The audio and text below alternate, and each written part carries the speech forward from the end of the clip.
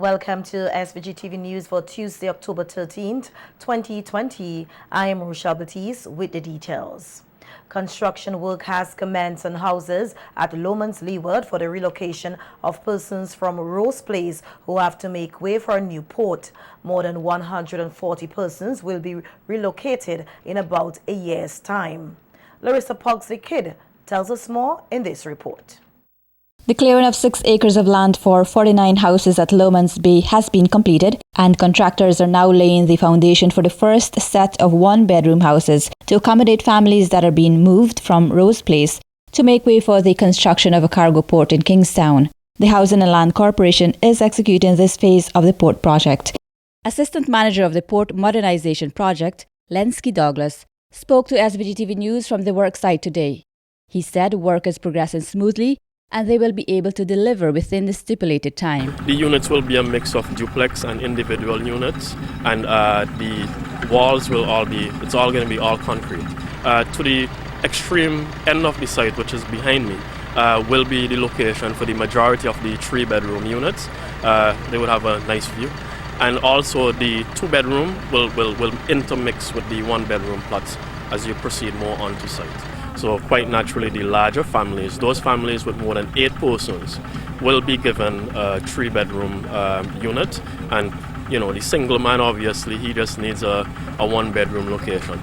The occupants of 51 homes, which house just some 140 residents, are being compensated. Douglas explained that the occupants of 2 households opted for a monetary package and will handle their own relocation. As a part of our resettlement, right, project-affected persons have the option to decide to come to Lomans, and there are those who also have the option who have alternative lands, we will construct their housing unit on that land once we're clear on issues of title. Those remaining would relocate to Lomans Bay in 1, 2 and 3-bedroom houses with all amenities. Your typical finishes, galvanized roof, sheetrock ceiling, glider windows, metal panel doors, electrical installation, portable water install.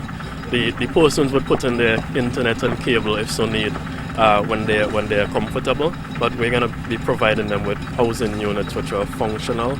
There are 3 construction companies working on the housing project, and Douglas said this has created employment for many people in a time of a pandemic. And they have approximately 20 persons currently employed. We anticipate that as the site gets more established, right, more and more persons would be employed, right, as we're able to accommodate more contractors. Because of the amount of units we have and the short space of time that we want to get this project completed, this component of the project completed in. The project team will continue dialogue with the affected Rose Place residents, and one such consultation is scheduled for later this month. We've already issued letters to the affected persons to attend. That meeting will be on the 19th of October. It's a Monday afternoon at the Methodist Church Hall, commencing at 4:30. They should turn up. We'll update them as to the developments and the new timelines and what to look forward to.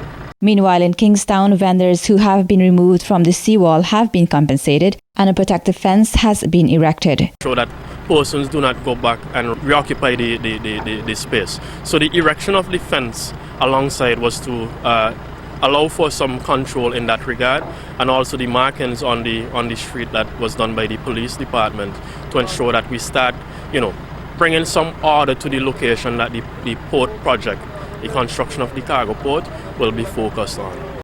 The Port Modernization Project is being funded by the British government and the Caribbean Development Bank to the tune of $185 million.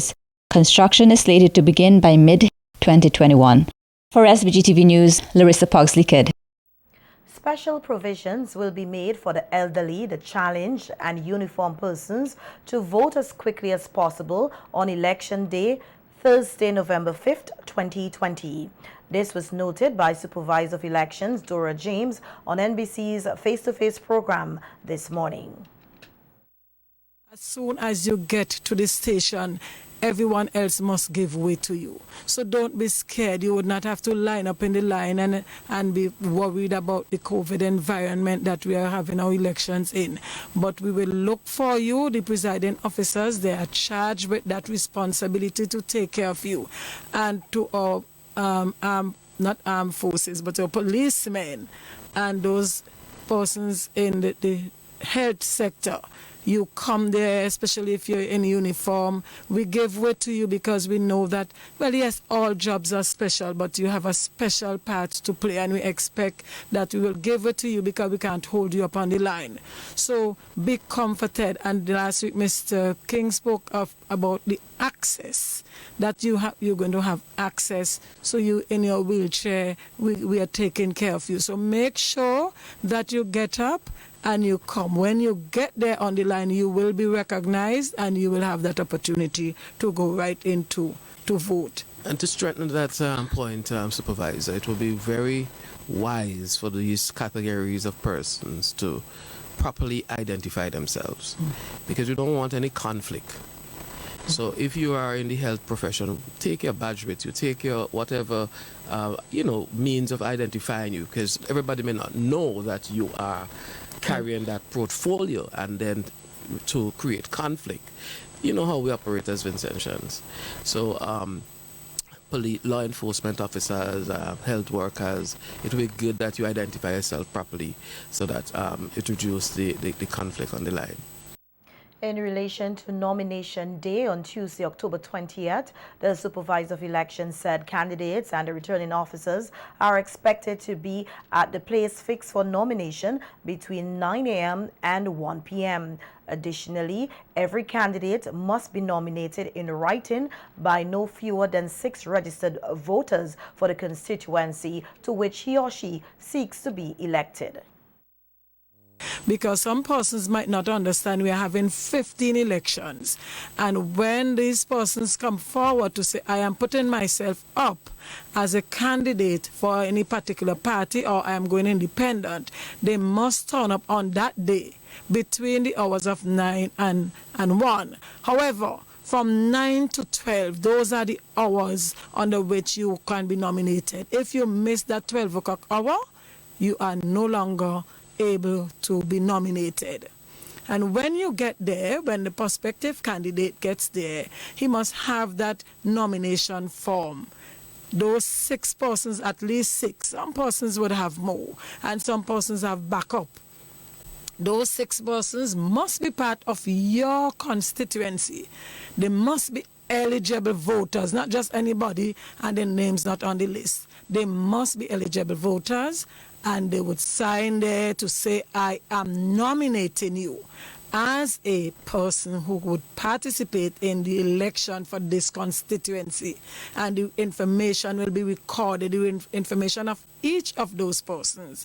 And then also the would-be candidate would also make that declaration. And that declaration would say all that the candidate is about. For example, they would say that I am a Commonwealth citizen of the age of 21 years and upwards. All of that would be listed under Form 3, and the candidate must submit, that would-be candidate must submit that information. With respect to the criteria for candidates to be successfully nominated, the Deputy Supervisor of Elections, Sylvester King, sought to clarify an issue which has been circulating in some quarters in reference to residency status. He pointed out that a person must be a Commonwealth citizen at the age of 21, must have resided in SVG for a period of 12 months immediately before the date of nomination for election. And if that is not the case, he or she can be nominated on the basis of being domiciled in SVG and a resident therein at the date of his or her nomination for election. So you have to define the word resident and domicile.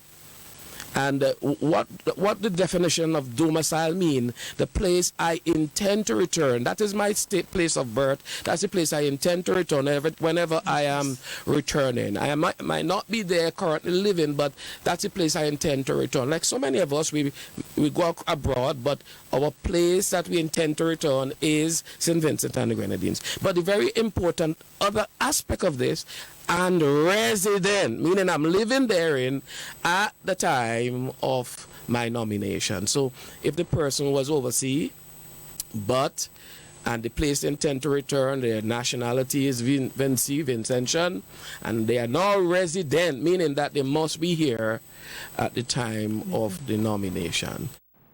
Prime Minister Dr. Ralph Gonsalves has announced that persons receiving COVID-19 relief assistance funds will permanently be placed on public assistance, which will be increased to $300 per person for next year. He was speaking at a relaunching of the West St. George Party office on Saturday. And we're effecting a transformation. We had to put a good safety net in place to take care of the poor. They criticize me for putting so many people on public assistance and to increase public assistance. Well, let me tell you something. I don't apologize for it. Because come January, apart from the fact that the 600 who we put on COVID assistance from social development, they're going to go on the permanent public assistance list. And public assistance will be increased from January the 1st to $300 a month rather than the $275. PM Gonsalves also said that the government is receiving funding from the Caribbean Development Bank as well as grant funds from the UK to build the $200 million modern port at Rose Place. We are building a modern port to continue the transformation. We do the airport in Canawan. We do the Argyle International. You have to have a top quality port. The port which we have in Kingston is almost 60 years old. It's falling apart. And the little one they build on a Camden Park is not sufficient for us. So we have to build a modern port. It is going to cost in the region of $200 million. I have the money organized already in the main from the British government as a grant and from the Caribbean Development Bank. Former Prime Minister and founder of the opposition New Democratic Party, Sir James Mitchell, said the upcoming general elections is one of the most important elections in the country's history. He said the tasks are enormous and choices are most important now. He was speaking on Boom FM today on a number of matters in relation to the elections. You need to have a government that is not vindictive. You need to have a government that will be fair with the people, and you need to have a government that addresses the issue. And the big issue in this country also, I mentioned health and poverty and so on. But one big issue in this country is fair, the climate of fair. We cannot say, with all the talk about independence, that we have reached the zenith of freedom in this country. You know, you cannot criticize the government. You cannot speak your mind. And this is what is frightening a lot of people in the voting process. I ain't bothering with politics. I'm not into that because I don't know what's going to happen to me. And it is affecting even mature people, you know? And this is worrying, and this is why I consider this election one of the most important in a lifetime, in a generation, and people have got to make a choice. Sir James said with COVID-19, the dengue outbreak, the collapse of the tourism and agriculture sectors, what the people of SVG vote for in the elections, they will have to live with for years to come. And the choice is between more broken promises, complacency, and the self-interest of the governing party. you know. So we have to bear in mind this, and NDP has, I am sure, is an alternative. We have performed. We have proven that we have performed. Look at some of the things the government doing.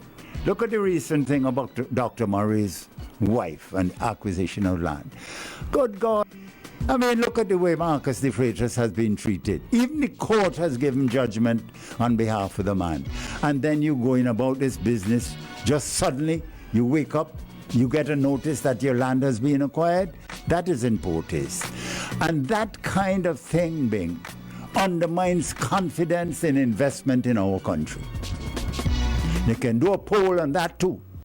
The former Prime Minister said the Unity Labour Party has become complacent and that over its 19+ years in office, the quality of life of Vincentians has not improved, which is why there should be a change in government. We have to get into a new direction. We have to literally, we are fighting for the soul of this country. I think in our time, our NDP time, we had a clear and unambiguous policy with absolute clarity. We aim to create a property-owning democracy. We aim to make sure that people had money in their pocket so that they could talk freely.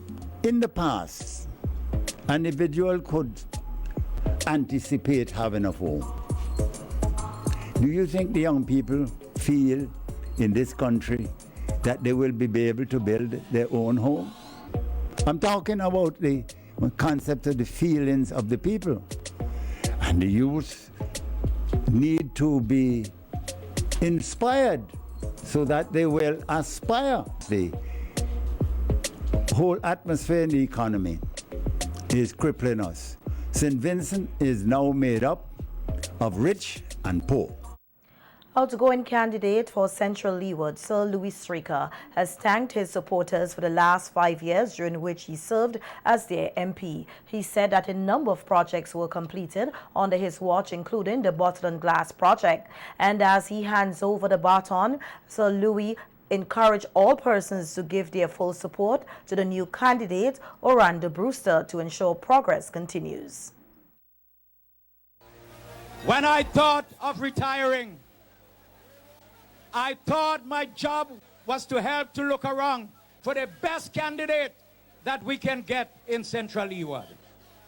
And I must stop here to thank a lot of people for the past 21 years who have stood by my side, lifted me up. Sometimes you cuss me, but sometimes I take your cussing with grace. And I know that even though you cuss me,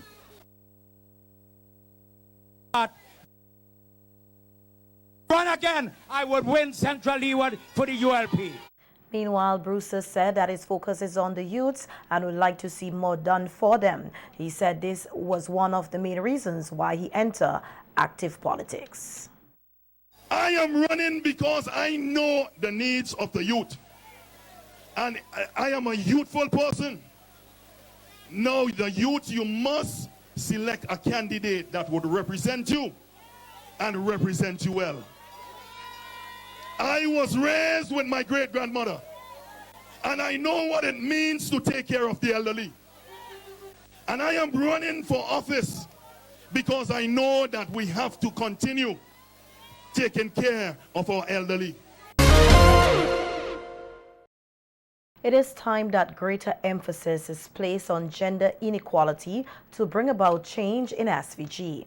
So says lawyer and human rights activist Mia Eustace, who was addressing a forum hosted by the NDP's candidate for North Leeward, Roland Matthews in Fitzhugh last Sunday. Eustace said even with laws and a national action plan, it is useless if the will is not there to see it work or be implemented properly. We are told that a shelter, a domestic violence shelter, exists in St. Vincent and the Grenadines. We've been told that since 2012, 8 years now.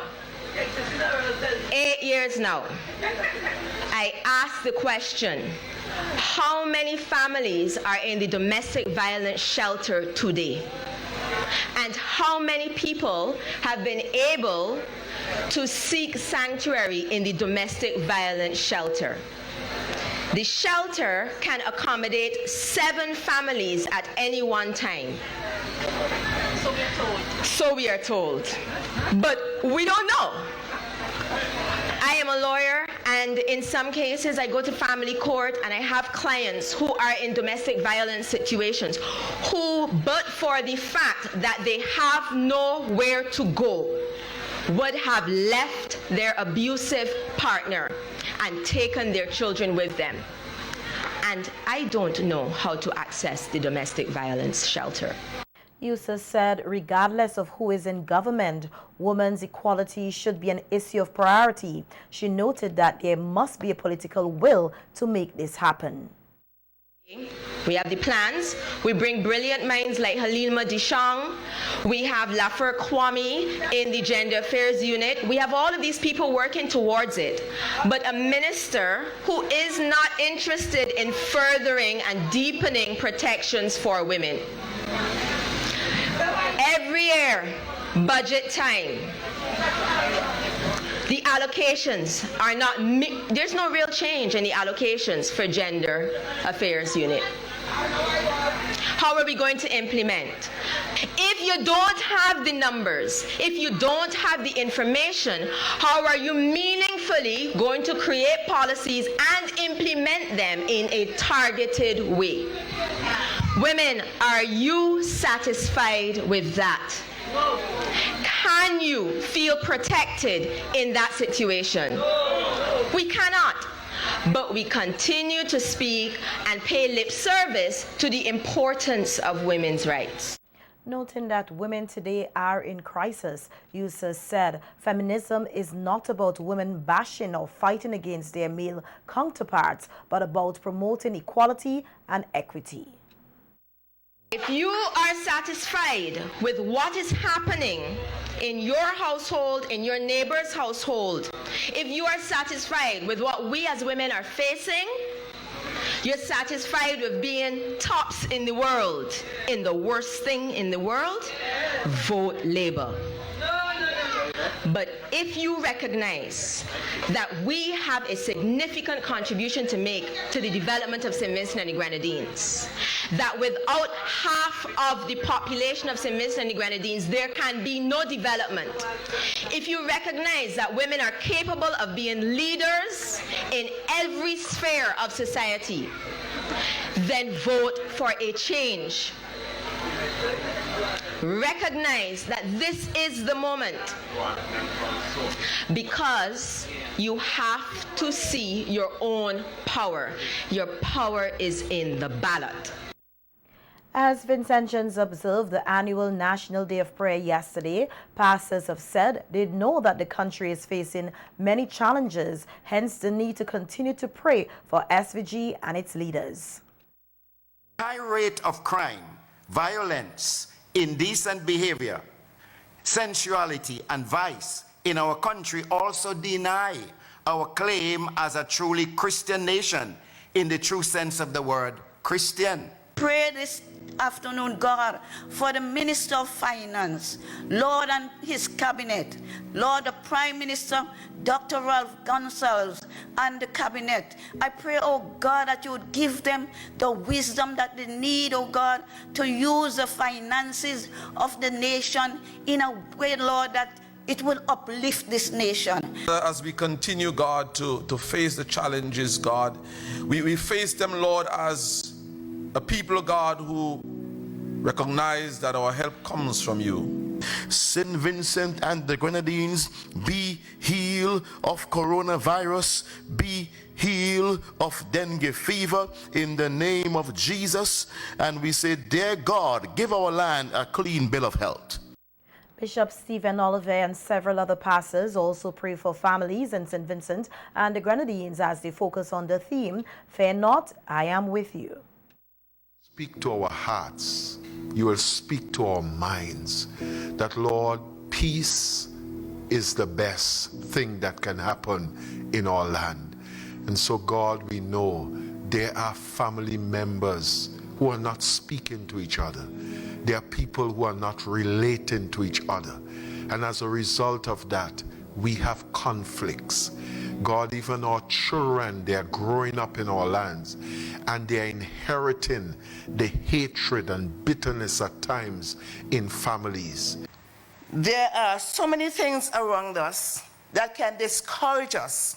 But here God is saying to us, don't be afraid, for I am with you.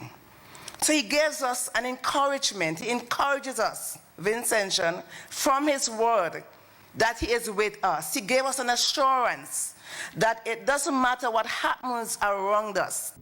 Father, I pray for family structures in St. Vincent and the Grenadines. Father, I bring our challenges in the various families to you. God, there are families who are facing financial struggles even now. There are families, dear God, who are mourning for the loss of loved ones. There are families, Father, who are battling sickness. God, in the name of Jesus. Former Member of Parliament Alfonso Denny was remembered for his great contribution to education in St. Vincent and the Grenadines at his funeral yesterday. Denny was accorded an official funeral where his body lay at the House of Assembly Chambers, the courthouse building, ahead of his funeral service at the Kingstown Methodist Church. Denny, a former teacher, successfully contested the North Leeward seat in 1972 for the People's Political Party of the late Chief Minister Ebenezer Joshua and served in the Joshua Mitchell administration for just under 3 years as Minister of Education. Michael Finley, in his eulogy, said that one of the challenges Denny faced was becoming blind in his latter days and being forgotten by society. Alfonso Denny was that type of person. He could have easily been taken for granted and regarded as insignificant unless you took the time to closely examine his mission in life. Quite often, as a people, we take for granted some of our unsung heroes after they have made valuable contributions to nation building. With the passage of time and the decline in years, they may no longer be active nor in the limelight.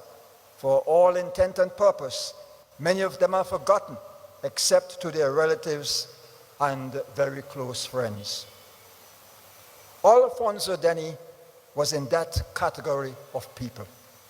He had become blind several years ago and was confined to bed at his Sign Hill Bay home. But his memory and mind were as sharp as ever right to the end. He was a case of out of sight, out of mind. Among the persons who paid tribute to Denny were former Prime Minister Sir James Mitchell and Denny's son Trevor. They highlighted some of the contributions he made to St. Vincent and the Grenadines and to his family. Loved the English language. He loved poetry. He loved Shakespeare. And he told me that he taught himself poetry. He taught himself Shakespeare. He would take the books and go down on the Trumancourt Bay and learn his stuff.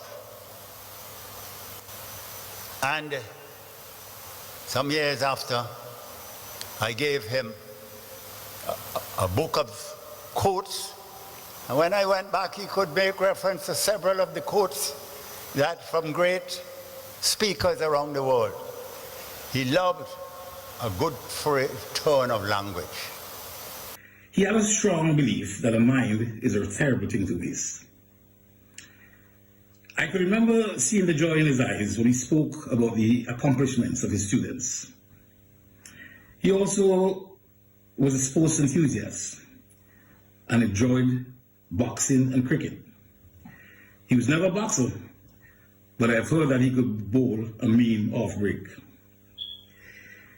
He enjoyed every school subject and would always recite passages from poetry and literature.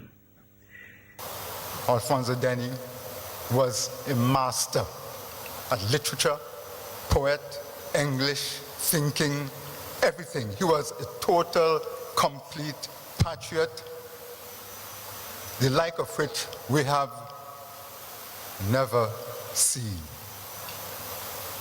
And I believe if he has any message for us, is that he will encourage us to